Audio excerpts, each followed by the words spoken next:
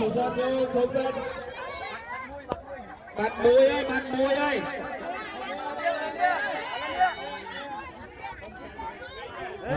Bạn Mùi ơi, vào đây.